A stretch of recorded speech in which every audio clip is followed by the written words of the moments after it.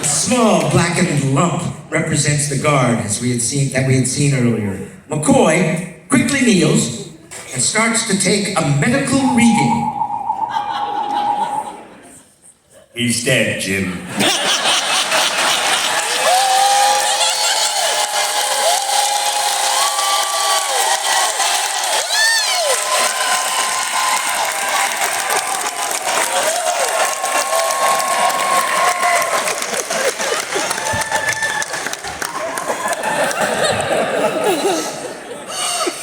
Look at that! Don't touch it, Captain. Some extremely active corrosive traces may linger. Kirk! Oh, Kirk! Oh my God! The line says quickly. Quickly, Kirk! Quickly! Quickly, Kirk! I did it again!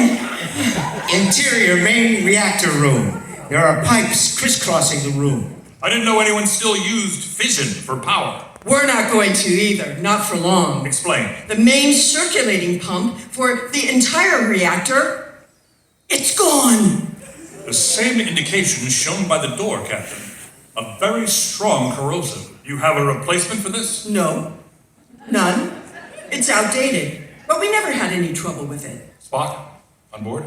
Nothing for a device this antiquated, Captain. Without the pump mechanism, the reactor will go supercritical. It could poison half the planet, and we can't shut it down.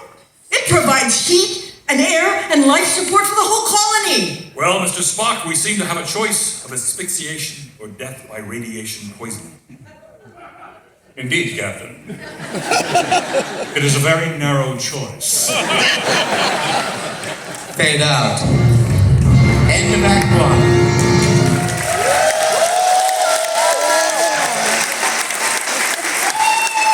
Act 2. Interior reaction chamber. Scotty, this is the captain. Yes, Captain. Do we have a spare circulating pump for the PXK Perigim reactor? Not a chance, Captain. Haven't seen a PXK model in 20 years.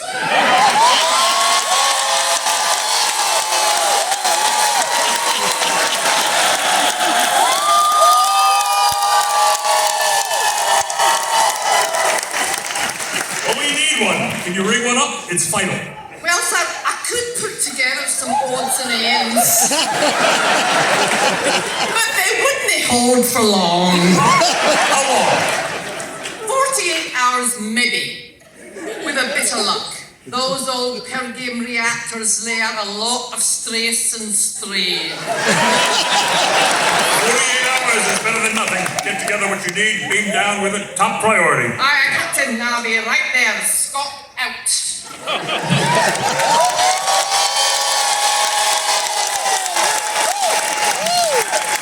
My chief engineer can rig up a temporary retarder. I heard him. What happens when it breaks down? Hopefully we'll have found the missing part by then. Hopefully, small chance. We have to, Chief. The alternative is to evacuate all of you to the Enterprise. We can't afford to see the facility closed down. A dozen planets depend on you for the Perigim for the central reactors. They're already streaming. Reactors closing down. Life support. Systems failing.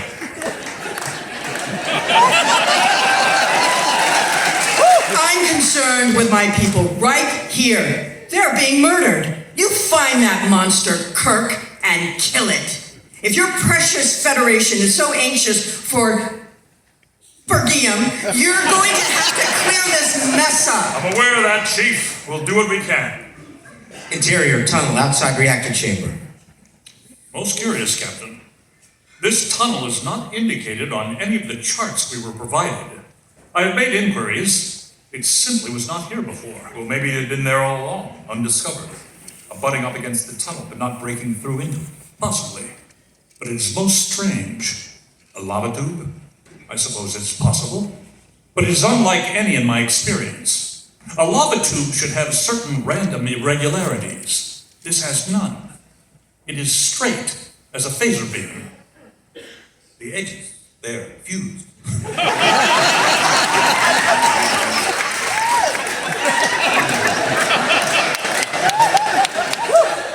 Yes, it joins a charted tunnel back there about 50 yards. Have a security team check it out as far as you can. Examine every tunnel in this level. In the meantime, let's see if Doc has come up with anything. I think it's mass hysteria.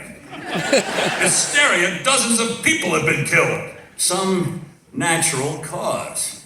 A phenomenon. And people have dreamed up a mysterious monster to account for it. Surely, Doctor, a natural cause, but not hysteria? All right, you asked my opinion, I gave it to you. Maybe there is some kind of monster. Not a monster, Doctor. A creature, and an intelligent one. What makes you think so? The missing pump was not taken by accident. It was the one piece of equipment absolutely essential to the operation of the reactor. You think this creature is trying to drive the colonists off the planet? It seems logical. Why just now, Mr. Spock? This production facility was established 50 years ago. I don't know. There is a possibility. What, Mr. Spock? The fact that Mr. Appel claimed to have hit the creature with his phaser. He could have been mistaken. Mr. Appel strikes me as being a capable, unimaginative man. That pretty much describes all of us. That's true. But he was talking about me. If he said he hit it, I tend to believe he did. That being the case, why wasn't the creature affected? I can't explain it. Perhaps I can. Though Dr. McCoy will accuse me of creating fantasies. You? I doubt it. A phaser, number one, or number two.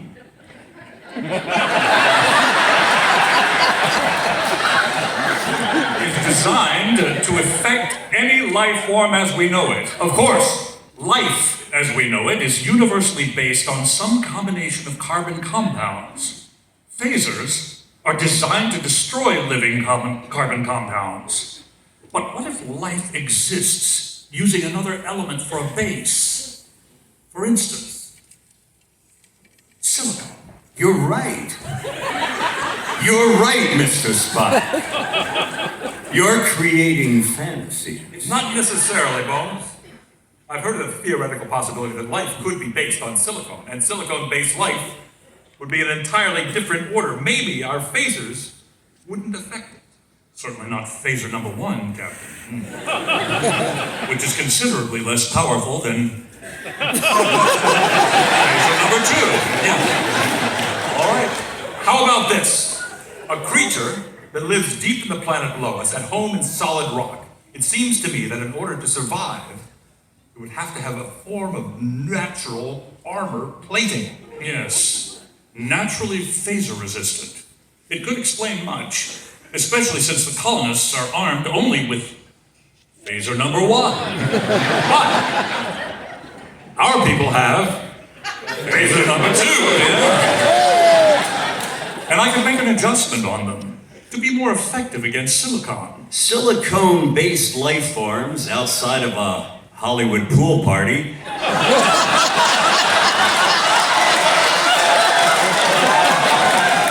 Silicon-based life is physiologically almost impossible, especially in an oxygen atmosphere. May I point out, Doctor, the atmosphere in these caverns is artificially created to support our form of life.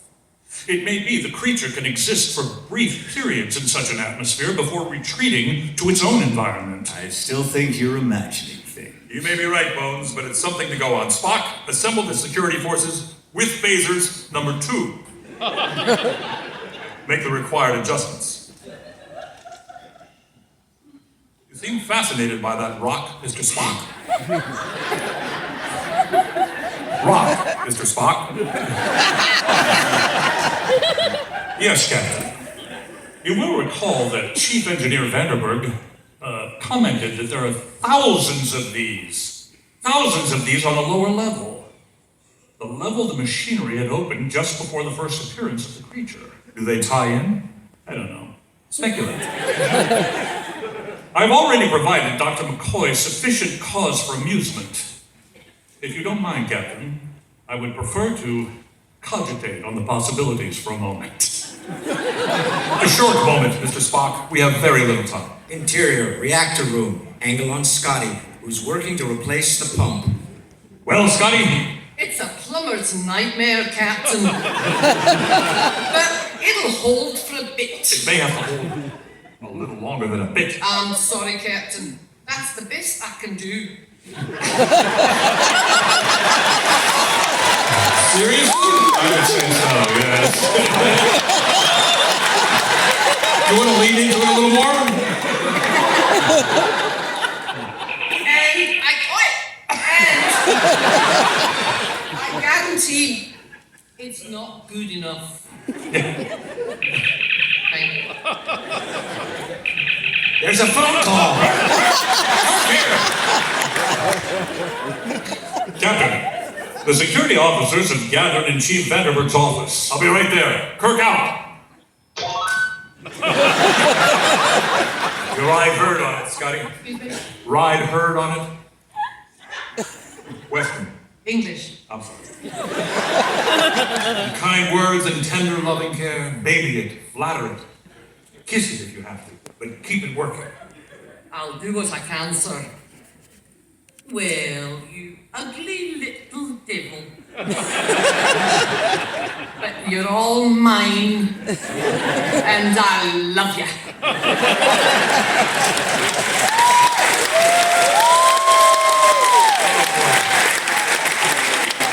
Dissolved to the interior of Vandenberg's office. 4 or 5 security officers are gathered in front of Vandenberg's desk.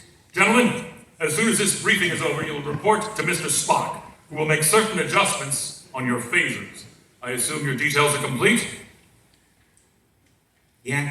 Yeah. You will each be given a complete chart of all the tunnels and diggings under this installation. You will proceed from level to level, checking out every foot of opening. You will be searching for some variety of creature, which apparently is highly resistant to phaser fire. You will have your phasers set on maximum. And remember this, 50 people have already been killed.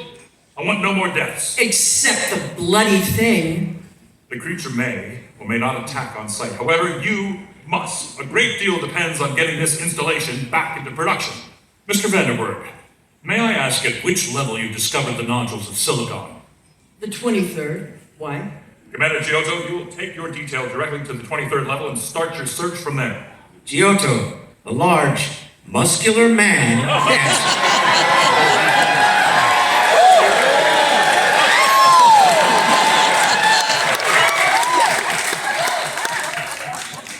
Hi, sir. May I ask if you have reason to suspect that this creature may be on that level? It is one of the possibilities we have discussed. I want all your people to stay at the top level, together, in a safe place. I don't know any safe place, Captain. The way this thing comes and goes. We'll see what we can do about that. All right, gentlemen, you have your instructions. Let's get at it. Interior tunnel, 23rd level. Okay. Doing that again? Okay. The third time will be great. Third time is the charm, right? Exactly. We're here. Kirk has a map, unrolls it. Spock, meanwhile, is taking a tricorder reading. We are here. You'll have your men fan out through these tunnels. They converge up ahead. We'll rendezvous at that point. Aye, sir. Captain, just the two of you, maybe a couple more men? We've got a lot of territory to cover, Commander. Assign your men, as I told you. Aye, sir. Giotto and his men move off and disappear into the darkness. And she sits in her chair. Captain. Yes, Mr. Spock. This is most interesting. My tricorder indicates that there are far more tunnels on this level than are indicated on Chief Vanderberg's charts. This is a recently opened level, of course. But it is not logical that all the tunnels I read are lava tubes. Not at this great depth. All right, let's go take a look. Another angle of the tunnel. That's all I'm going to say. Another angle of the tunnel. What are you doing, Mr. Spock? None of our instruments have picked up any signs of life down here, Captain. That might possibly be because they were sent to pick up carbon-based traces only. I am adjusting my tricorder.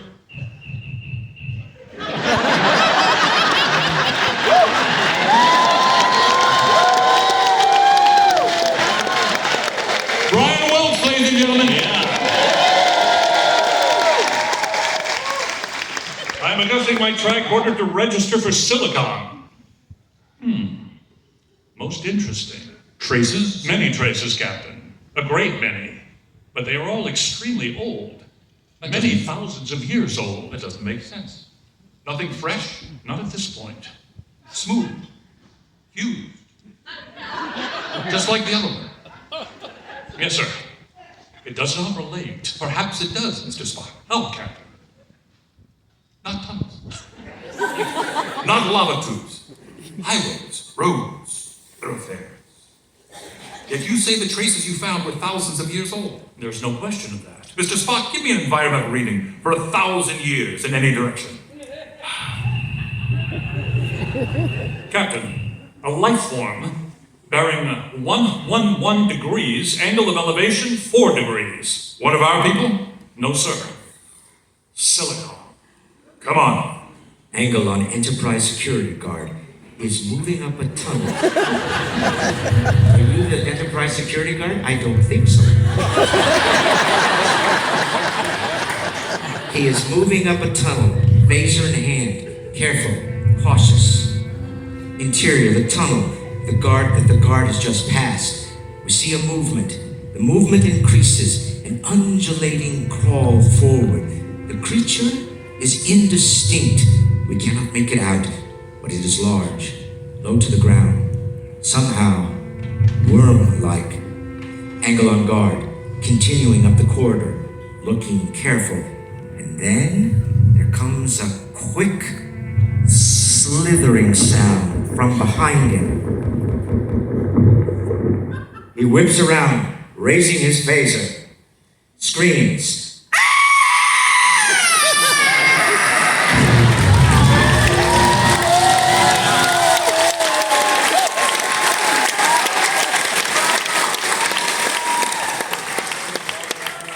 Angle, Spock and Kirk, running at top speed. Pass him.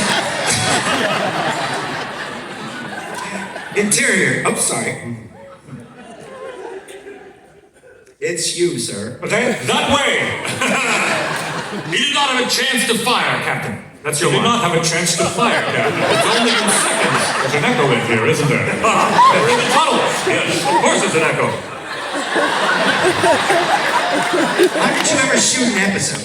It's only been seconds since we heard him scream. The creature must still be around. Indeed. He steps away, his tricorder working. Kirk stares down with grim compassion at what was one of his crew members. Captain, what is it? This tunnel.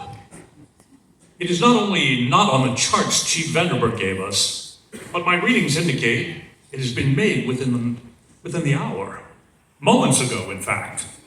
Are you certain? Positive. But it goes back as far as the eye can see. The best machinery, we couldn't cut a tunnel that fast. The phaser beams couldn't do it. Indeed, Captain. I am quite at a loss. Interior tunnel is a dark, long, shapeless thing slithers out.